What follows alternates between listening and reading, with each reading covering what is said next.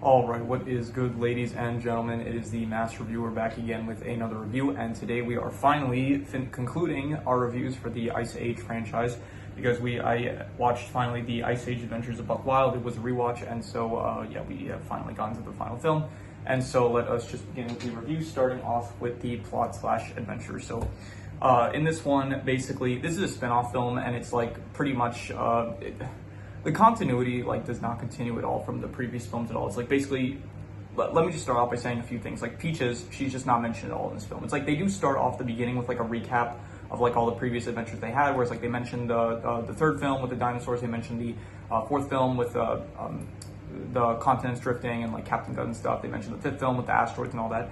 Peaches is nowhere along mentioned. They couldn't even say like a threat. Like the whole plot is basically that like Crash and Eddie, they want to feel more responsible. They want to like go out, have their own adventure. And it's very similar to like what Peaches wanted in the fifth film. So it's weird that they don't even mention like, oh, we want to like Peaches did it, why can't we do it and stuff like that. They didn't even mention anything about Peaches at all. So also Peaches husband, I forgot what his name is.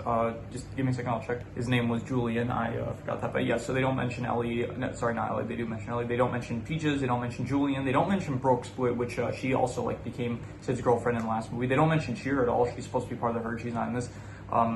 Yeah, they mentioned Bronwyn, like the pumpkin girl that they Buck ended up adopting at the in the fifth film. So for some reason it's like they pick and choose like what they want the continuity, like, so it's like they're establishing like all the previous stuff that happened, but they're not at all acknowledging like certain key characters that should definitely be a part of this, like, and the fact that they aren't is like without any explanation is like, I cannot find, maybe like Peaches they don't have to mention because like we kind of know what she's going on, but like to not address why Shira or Brooks is not in this after like the previous film, it's like that very weird. But anyway, so the plot is basically Crash and Eddie, they want to feel more responsible, they want to go off on their own adventure and stuff, they don't want Ellie telling them what to do all the time, so they end up going back to the Lost World, and there they discover that there is this, Buck is like battling this dinosaur, Orson, who is, he's not a great villain, he is probably the worst antagonist slash opposing force in any of the movies up until this point.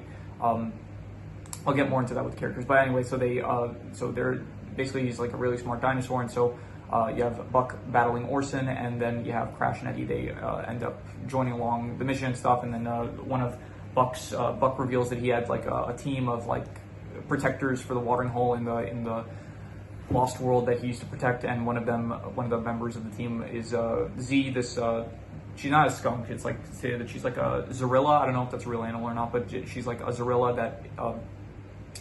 So she fought a lot with Buck because they didn't agree on like they had like different ways of like going about things, and so they used to fight and stuff, and then the movies basically they have to work together in order to stop Orson from taking over the Lost World and stuff. So actually I'll get into this with the character. So I'm just gonna give the plot slash adventure. I'm gonna give it like a 4.5. I don't know, maybe here I have the score sheet, I moved it somewhere else so it's easier to access. I'm gonna give the plot it's like a between, I don't know, I think I'm gonna give it a 4. I think I'm gonna call it that. It is not good. It's like a spin-off movie, so it is like, it's not meant to be like part of the main, it's not supposed to be as good as the main franchise, I don't know, but like you do have like in Madagascar, you have the Madagascar movies, and then you have a spin-off film, which is the Penguins of Madagascar, and one of the things that made that good is, for one, they keep the quality up. Like the quality of this movie is like much worse in terms of, not even just in terms of like animation, but also in terms of or like art style or anything, but in terms of the actual like plot of the film. Like this feels like a plot that's like straight out of a DreamWorks like television series that like would be on Netflix or something. Like it doesn't feel like it keeps up with the same quality of the previous films. So anyway, I'll get to the characters now. So you have Buck, who he is the only character in the film that actually keeps his previous voice actor from the movies, where Simon Pegg does return to reprise the role as Buck, and he still does like a good job. He doesn't have like as much good lines to work with. Like this is just a worse film than the previous one, so it's like he's not as good of a character as he was in the previous films, in my opinion. So but Simon Pegg returns in this, so it was good that he came back. But then every single other character, like no other character got their same voice actor. Sid has a different voice actor, Manny, Diego, Ellie, Crash, Eddie, like no one returns with the same voice actor. And it's pretty noticeable, like Sid especially, like you do not think of him as, like he feels like a very different character because of the voice actor change. I think Diego and Ellie, like their voice actors kind of sound pretty similar, so it's like that is not, it's not the worst casting and stuff, but like Manny and Sid, like they do not sound the same at all. So But I guess what could you have done if they? I think that maybe it was like a monetary issue. Like this film probably had like a smaller budget because it was a spin-off film, so they couldn't afford the big voice actors that would to reprise their roles from the franchise. So. But anyway, so Sid, Manny, Diego, Ellie, like you don't see them at all in the film. Like you see like one scene with them at the start of the film where it's like it's just to acknowledge that they're there, and then you have them like show up towards the end of the film where it's like, but they do not do anything throughout the entirety of this film at all. They just show up like at the end to see what's going on with Crash and Eddie. So this film does basically just follow Crash, Eddie, Z, and Buck, and yeah, the Crash and Eddie. I don't know. They're it's kind of like the Minions movie where it's like you take the Minions where it's supposed to be these side characters that are meant to be like for entertainment, and they can't really hold the film on their own. It's like they're not good enough like leads for the film to be able to enjoy the film. So it's like Crash and Eddie, like in the main franchise, it's like they are like fun characters to watch, and I do like them as like the roles that they play in the original. I say original, this is the same franchise, but like in the previous films, it's like they do have like they're good. I like them in the previous films, but like in this film, it's like they're just not as interesting and stuff. And like the arc, I don't really care for because it is kind of reusing the arc that Ellie used. Sorry, not Ellie, Peaches. And it feels just like I don't know, just not that interesting. And yeah, other than that, you have Buck once again. He's just not he's not doing as much crazy stuff, and it's like the threats he faces. Also, it feels like he should be able to get out of like a lot of the situations that he's in based on like what we previously managed to see him do. But yeah, Z, she's a character. She's not that interesting, to be honest. It feels kind of shoehorned, like this whole thing where it's like Buck had like a secret team that he used to work with that used to protect the watering hole, and so all of a sudden it's like this character who apparently is part of Buck's past, but it's like this was never established earlier on and stuff. So Z, I don't know, she's not that interesting. Her whole thing is just like, oh, it's basically she's just the opposite of Buck. Like Buck is all about like going in without a plan and stuff, and Z is all about like, no, we need to plan things out. And it's like we've seen this before of like two characters that like they don't get along because they think like, oh, one rushes in, one thinks things through. It's like this kind of dynamic thing, which I don't know, it's not that interesting. So at least it could be interesting in this setting. It's not that interesting. So I don't know, the characters, I'm gonna have to. It's like it's the same characters, but a lot of them do end up getting ruined and stuff, and not ruined like necessarily, but it's just they're not as good as like the previous film. So I'm just gonna say that the characters were. I don't know, like maybe a 3.5. I'll say like pretty bad. I'm also like here. I'm gonna get to Orson now. He is the worst, probably the worst character to be honest in the entire franchise because like until this point, it's like the first film. You have the Saber-Tooth Tigers, and it works because that film it's like a very small, secluded film. It doesn't have the same stakes as like the previous ones, and it's like a very small story about like just this unlikely herd coming together to try to deliver this baby to the family, and it's like they work as like they work as like the threat for the film, like this pack of saber-tooth tigers that one of the members of the herd, Diego, like he happens to have a connection to, and it works. And it's like they do have some, they feel like kind of intimidating because it's just Manny, Diego, and Sid going up against them, so it's like it feels like they work as a threat. When you have, and then in the second film, it's like you have the flood. Okay, it's a flood. It's like it's even if it isn't as good as like some of the other stuff we saw, like it's still like, you know, it works as like an opposing opposition and stuff.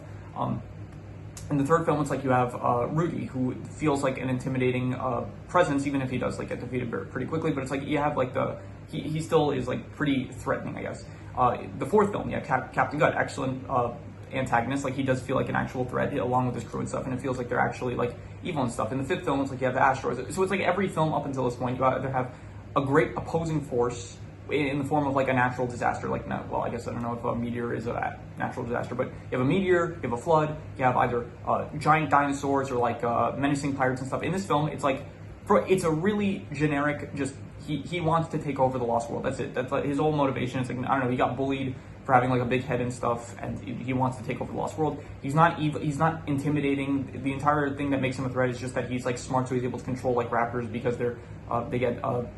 I don't know, they're impressed by fire, so he's able to create fire, so he uses that to control the raptors. So he's not an interesting antagonist at all. So yeah. Anyway, so characters 3.5, pretty bad in my opinion. So in terms of the settings, it is the same setting technically as the third film, but okay, for one, in the third film, at least at the very beginning, like I think the first half hour, you still had some areas with ice. So it's like, for one, it did feel like an Ice Age movie. This film does not at all feel like an Ice Age film because it's like you barely see any ice. It's like maybe the first 10 minutes you see some ice and that's it.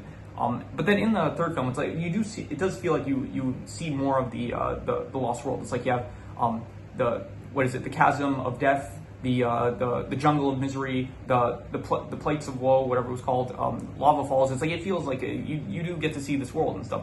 In this film, you see like, I don't know, a river and that's it, and like maybe the watering hole. It's like you don't see anything really from this film that's like interesting at all. Like in the third film, it's like you saw some interesting locations. This film, you don't see any interesting locations. So yeah, I did not care for the settings at all. It doesn't even. It also, because the art style like looks much more low quality. It's like it doesn't look as nice as the third film. So I'm gonna have to say that the setting was I don't know, between like 2.5 to a 3. I'm gonna have to give this between like awful and really bad, and I'm gonna give it a 3. I'm gonna be generous. I'll give it a 3. I'm gonna say it's really bad, but yeah, it was really bad. I just did not like any of the settings at all in this film. So in terms of the art style, now this is.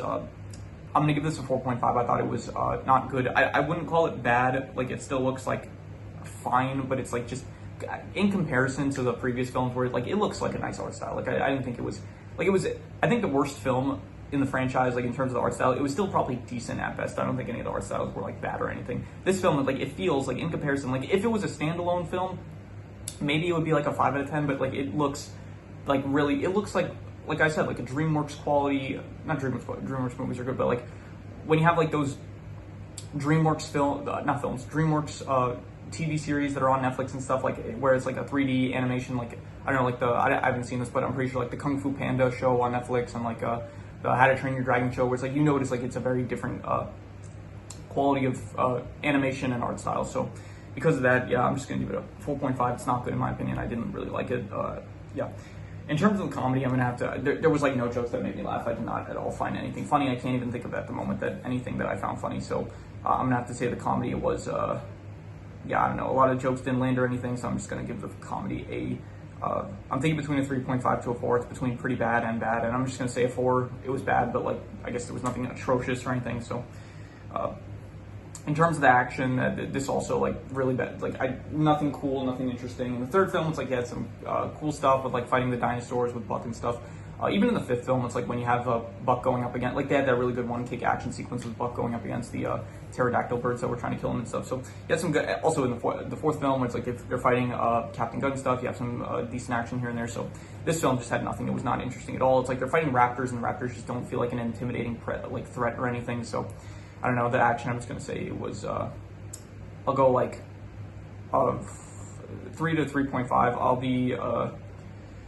I'll be harsh. I'll say it was 3 out of 10. It was really bad, the action. I just did not like it at all, really. So in terms of the worst thing, I don't think there's necessarily, here maybe the worst thing is just that like we've seen what this franchise is capable of, and so just the fact that like this, like, the potential that it could, I don't know, I guess if it's a spin-off film, it doesn't have like the same potential as a regular film, but I guess like what you would hope for this franchise compared to what it is, like I guess I don't know, I would give it maybe, yeah, just my, the fact that it didn't, I don't know, I went into this with like low expectations. This was a rewatch for me, so it's like I went into it thinking like, okay, I know it wasn't good the first time, and then I was like, I think my expectations were pretty much met, if not maybe even lowered a bit more. So I don't know, just the fact that it could have been so much better. Because of that fact, I'm gonna give that a I'll go awful 2.5 as like a sequel, I guess, as a sequel. I'm gonna say how it works as a sequel to the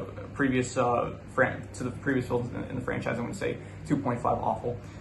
In terms of the best thing, I don't even know what to say. I guess I don't know what the best thing is even. I guess I'll reuse the best score, which was the art style. The art style of this, it got a 4.5, so I guess that's somehow the best thing in this. I don't know, I would say like Simon Pegg, like he comes back as Buck, but even so, it's like he just doesn't have the material to work with to even make Buck. Like he's not as good as like the previous films. That like in the previous films, it's like he felt more crazy and stuff. It felt like he had like more stuff to do. He was funnier. This film, it's like it feels much more like down to earth and stuff, which I guess it would make sense because he's not like secluded anymore. It's like he does interact with people, but still, it's like I don't know.